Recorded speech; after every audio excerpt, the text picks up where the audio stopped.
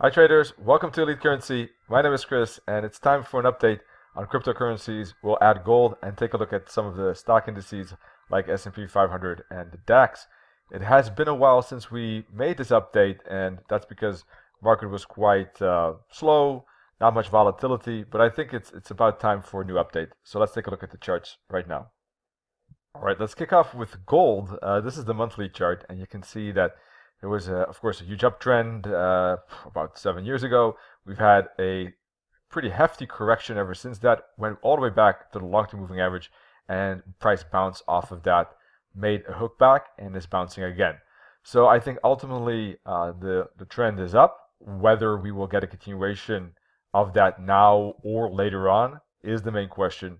The key levels right here, the purple lines indicate those key levels, and I think if we get a breakout above that, we will see a challenge, a bullish momentum, I think, on the market, and price could go to, for instance, this fib. If we put a fib like this, you can see price is stopping at the 38.2 fib, and if it breaks that, the resistance zone, there's space to the 50, then maybe to the 61.8, then maybe to the 78.6 fib. You get the picture about the upside.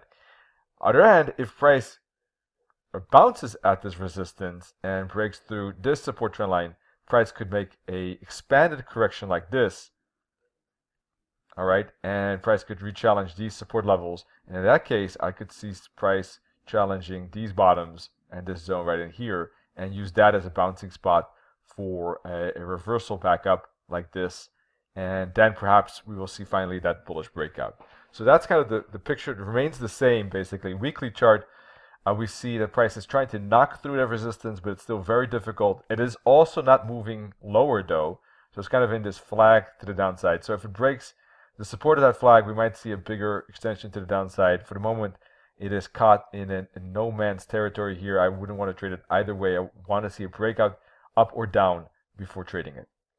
Now with regard to the cryptocurrencies, we see that basically finally a bit of a relief rally to the upside here, but of an upside bullish momentum coming into the market on Thursday, I think it was. We see a bullish day, and basically, of course, downside pressure on all of these cryptocurrencies, including Bitcoin, as price is in a severe downtrend at this moment, right? Will it be able to get itself into an uptrend? That's the main question. This breakout is not enough to confirm an uptrend.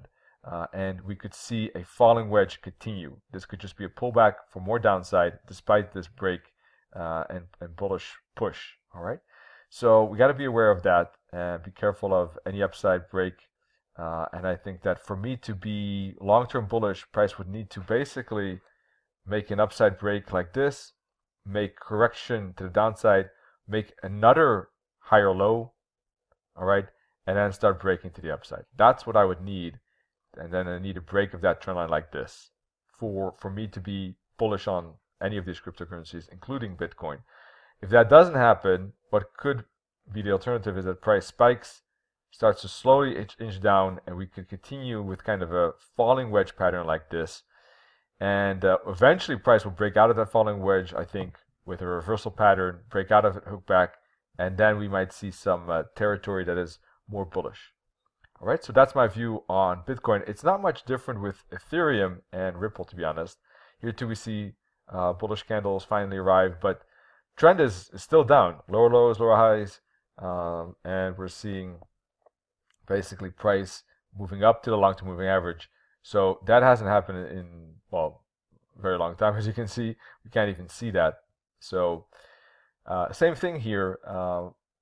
Potential for a falling wedge to build up, so we have to see how price behaves. I would like to see momentum, correction, and continuation before thinking about long-term uptrend. And with Ripple, it's the same thing. And of course, Ripple was the most bearish one, falling basically relatively the most compared to the gains it had before that. Ethereum probably second, and Bitcoin probably the least, I would say, just at a quick glance there. So all the same story here. That I think will occupy at least the next 2 weeks, I would say, the rest of April, before we get that structure, whether it's bullish or bearish. You know what I'm basically looking for. is either a completion of that falling wedge or a higher low for upside. Now, with regard to the stock indices, I haven't sent an update in a while because when I looked at these stock indices, basically, I was talking about the fact that there could be a continuation of the triangle. Specifically, I was saying here that could be a bouncing spot for a retest of the support, and then we could see a bouncing spot again. All of that happened, so we're seeing the prices basically staying and going sideways. We had bounces at resistance and support, 1, 2, 3, 4, 5. This is not, because the price did break above this top, it is not a bearish triangle anymore. Otherwise, it would be basically A, B. Let me show you. A here, B, C, D, and this would be E. That's not possible anymore, but it could still be basically an A, B, C, D. That's not possible anymore. So it is not it looks like a triangle pattern, but it isn't. It's basically just a consolidation pattern at this moment because it broke this top. But which direction will it break? At the moment, it's still at resistance, even though it broke through this top because of the moving average and this top. And there's a good chance that it could still bounce down one more time. In fact, if it does break above this level, yes, there could be a bullish breakout. But overall, it is quite choppy, and I would personally think that this breakout could be limited. If the breakout, however, is followed by a bull flag and then a new breakout, then the upside has more legs to stand on, and this could be a stronger kind of breakout. All right. For the moment, I'm expecting price to continue sideways and to continue building a corrective zone, and whether it will break up or down, I'm not sure. I'm leaning towards down, perhaps, but we will just have to wait for the breakout. Both the up and downside breakouts could be risky. As I said, here we're slamming into resistance, we're slamming into support. It would be a very difficult environment to trade any breakouts. I think waiting for a breakout, pullback, and continue with both the down and the upside break is a better strategy. And this is valid really again for S&P 500 too, where price has been basically trending sideways like this. So the same thing is valid, and Dow Jones as well, kind of the same story.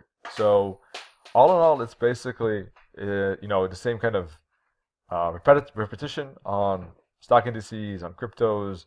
And if you are using SWAT by any chance software for cryptocurrencies, basically what I would be looking for is for price to show a hook back with below the 21 EMA and then a bounce above it and show these blue candles again, and that could be basically the signal that I'm waiting for upside.